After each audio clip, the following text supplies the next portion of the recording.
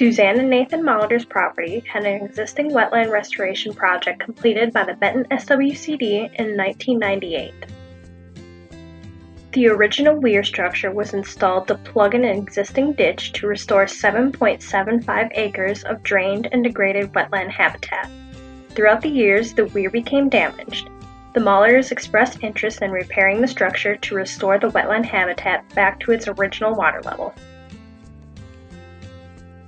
The SWCD partnered with the U.S. Fish and Wildlife Service to install a new weir structure and remove some non-native cattails to promote more native aquatic vegetation. A new weir structure was installed and the existing dike was repaired.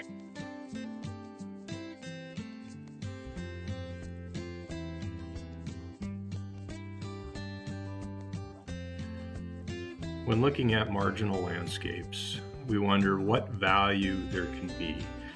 Land that's not produced on can provide extreme value to Benton County residents, as in the case of this Susan Molitor project.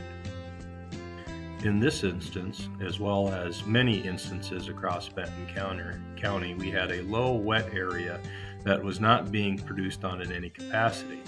Well, in this value, we have a wetland restoration.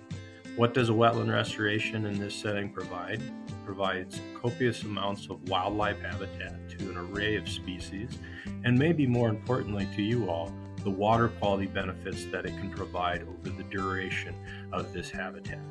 Nitrogen reduction, phosphorus reduction, floodwater retention, groundwater recharge, all these things can be improved with the installation of a wetland restoration such as this. In short, if you guys feel you have a habitat such as this, please reach out to the Benton County Soil and Water Conservation Districts. In many instances, these restoration projects can occur on your property with little to no cost to you.